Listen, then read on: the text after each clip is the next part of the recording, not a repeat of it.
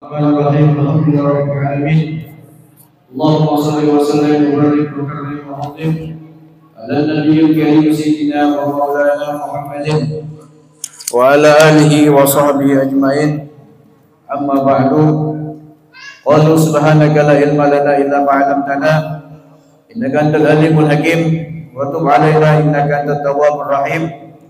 Rabbi shrah li sadri wa yassir li amri wa hlul 'uqdatam min lisani yafqahu qawli bi jahid nabi wa sahbihi wa alihi wa ba'du.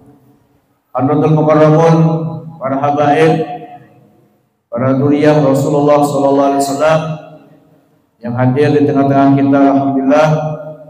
Al-Mukarram Al-Habib Hamzah bin Ahmad Sofyan Al-Idrus dan Al-Habib Zainal Abidin bin Alwi Al-Jubri dan para habaib yang lainnya tidak bisa saya sebutkan, tapi insyaallah tidak mengurangi keberkahan majlis kita pada malam ini. Dan para alim ulama, guru-guru agama yang hadir juga di tengah-tengah kita yang tidak bisa saya sebutkan, tapi insyaallah tidak mengurangi rasa hormat ulun kepada pian berataan. Doakan mudah-mudahan para habaib kita, guru-guru kita selalu diberikan panjang umur, sehat walafiat. Semoga Allah mudahkan segala urusannya, dan Allah kabulkan segala hajat dan niatnya. Dan mudah-mudahan kita doakan beliau ini semoga insyaallah yang akan dengan berkat beliau kita masuk ke dalam surganya Allah Subhanahu wa taala. Amin ya rabbal alamin. Dan para hadirin wal hadirat yang dimuliakan Allah Subhanahu wa taala, alhamdulillah, marilah kita sama-sama selalu memanjatkan rasa puji syukur kehadiran Allah Subhanahu wa taala atas karunia, limpahan, rahmat, taufik, hidayah jualah, sehingga alhamdulillah kita pada malam ini termasuk mudah-mudahan digolongkan orang yang beruntung di hadapan Allah Subhanahu wa taala, di mana malam ini banyak manusia, khususnya umat Islam, khususnya umat Nabi Muhammad SAW, yang mereka ini lalai, mereka lupa kepada Allah Subhanahu wa taala. Mereka justru mengagungkan, mentakdimkan malam tahun baru Masehi yang tidak dimuliakan oleh Allah Subhanahu wa taala. Jadi kita termasuk mudah-mudahan malam ini orang yang salah satu digolongkan orang yang mendapat keberuntungan dari Allah Subhanahu wa taala. Mudah-mudahan kita selamat dunia dan akhirat, amin ya rabbal alamin. Qala al-musannif rahimallahu taala wa nafa'ana bihi wa bi ulumi fid din, amin. Sedikit ulun menyempurnakan majelis. Mudah-mudahan apa yang ulun sampaikan bisa bermanfaat khususnya bagi ulun kepada pian berataan. Selanjutnya kisah semalam tentang masalah mandi wajib. Yalah, pasal hal-hal yang mewajibkan mandi wajib, yang mewajibkan mandi janabat adalah satu, yang pertama yaitu keluar air mani atau masuknya hasyafah atau kepala kemaluan laki-laki atau seukuran ke dalam paras atau kemaluan daripada perempuan. Jadi tolong diperhatikan tentang masalah mandi junub ini, jangan dianggap enteng. Karena banyak orang tuh yang disiksa dalam kubur, apalagi sampai masuk ke dalam neraka, bahkan ini dipakaikan baju yang diolah daripada tembaga daripada api nerakanya Allah. Kenapa? Salah satunya sebab kada tahu mandi junub. Itu. Apalagi itulah, jangan dianggap enteng tentang mandi junub ini. Memang niatnya dua. Yang pertama apa? Niat. Yang kedua wajib menyampaikan air ke seluruh anggota badan. Kayak telinga perlu digosok, nah telinga tuh dia. Lubang hidung, hukmul zahir. Pusat, lubang pusat, nah dimasukkan, digosokkan. Apalagi yang biasanya tuh kerucut burit tuh, nah. Tuh, tolong diperhatikan. Digosok bujur-bujur lubang-lubang yang hukumnya zahir itu wajib memasukkan air ke dalam anggota tubuh tersebut. Air tadi wajib itulah, jangan sampai kada bersih. Punya kada bersih berarti kada sah mandinya. Kada sah mandinya berarti sembahyangnya kada sah, berdosa terus lah. Itu tolong diperhatikan. Jadi apabila seseorang laki-laki memasukkan zakarnya, hasyafahnya, kepalanya kepada paras perempuan, maka hukumnya mandi wajib.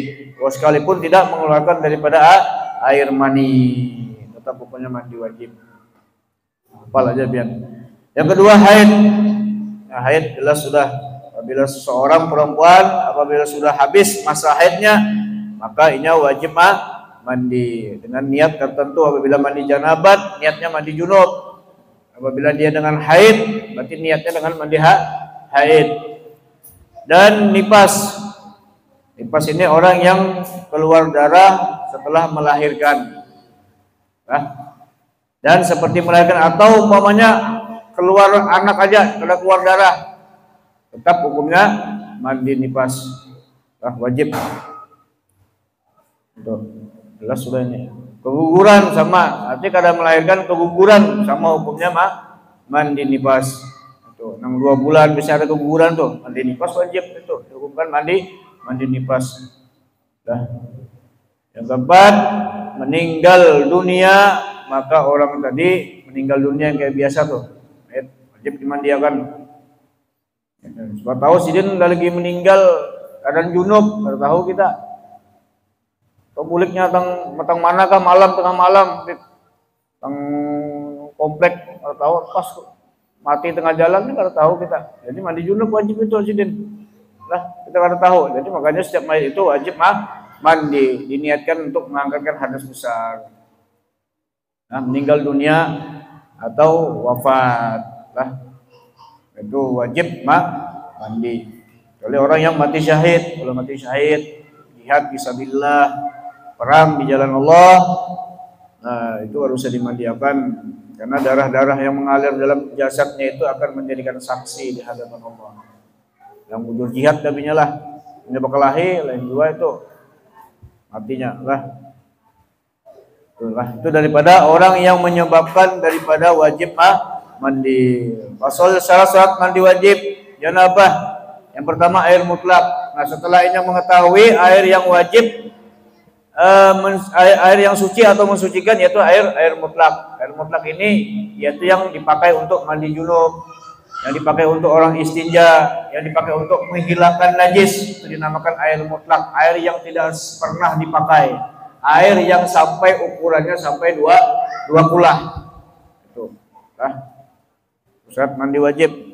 Jangan air yang bekas dipakai di ember, di situ kita pakai mandi junub, pada sah. Karena airnya mustakmal, airnya suci tapi tidak bisa mensucikan. Itu namanya mustakmal, air yang sudah pernah suci asalnya tapi pernah dipakai. Ini air ini kada kau dipakai mandi junub, kada bisa dipakai sekalian bekame, kada bisa dipakai sekalian behera. Kenapa? Karena ini kada bisa mensucikan orang. Ini suci untuk dirinya aja, tapi tidak bisa mensucikan untuk orang. Mengangkatkan hadas kada bisa, itu namakan air mustakmal. Tapi syarat di sini syaratnya mandi junub yaitu air mutlak. Dan tidak ada pada anggota tubuh yang menghalangi sampainya air atau yang mengubah air. Mandi wajib. Nah, seperti kotoran di bawah kuku. Nah, biasanya apa kita tuh? Kuku ini hitam, panjang, hitam pulang. Nah, itu kan wajib nih menyampaikan air ini ke dalam kuku kita. Lah, nah ini, jadi wajib dibersihkan. Apa jarang ini bekotek. Nah, kuku bibin yang bekotek tuh lah, nggak boleh. Apa? Karena apa? Menghalangi daripada masuknya air ke anggota tubuh, atau seperti kotoran di bawah kuku, atau sampainya air, atau mengubahkan air, dan minyak za'faron, kayu cendana, dan daun bidara. Ini maksudnya, makanya kalau orang tuh biasanya kalau mandi jenazah itu kan ada di setiap orang kapur barus. Nah, kapur barus tuh kawan jangan dipakai dulu. Anak makai berdudi aja. Kenapa? Karena apabila kapur barus berdahulu, di saat ini mandi wajib itu kada sah. Kenapa? Karena airnya tadi tersentuh dengan kapur barus tadi berubah jadinya, iyalah berbau kapur barus. Karena mau kapur barus itu berdudi aja. Kayu cendana berdudi aja, makanya menghandak juga dipakaikan. Itu. Atau yang berminyak-minyak, awak kena oli, dibersihkan dulu oli tadi, disabuni sekiranya kasar hanya mandi junub. Karena tapi air tadi kayaknya merubah. Kenapa? Kalau air yang merubah tadi sebab warna, bau dan rasa. Nah, kalau sudah bau dan warna dan rasa berarti air menjadi mustakmal, tidak bisa dipakai mandi tadi. Jadi hati-hati. Jadi kalau kita nih biasanya begawi di bengkel apa dan sebagainya tuh, anak mandi wajib itu dibersihkan dulu, dibersihkan. Jangan sampai yang menyebabkan air tadi yang menyentuh anggota tubuh kita tuh berubah warnanya. Bukan menjadi air mutlak tapi menjadi mustakmal, resah intinya. Lah. Tuh. Apa yang misalnya pusat sampai hitam, pusat sidin. Nah, wajib tuh masukkan. Dan mengalirkan air ke seluruh daripada anggota tubuh. Nah, wajib dari ujung rambut sampai ujung batis kaki. Nah, itu aja. Nah, mudah-mudahan sedikit ini ada manfaatnya lah. Mudah-mudahan insyaallah mudah-mudahan mandi junub kita sah. Ini sah, insyaallah ibadah kita sah berataan. Amin ya rabbal alamin. Wallahu a'lam bishawab. Subhanallah wa bihamdika asyhadu an la ilaha illa anta astaghfiruka wa atubu ilaik.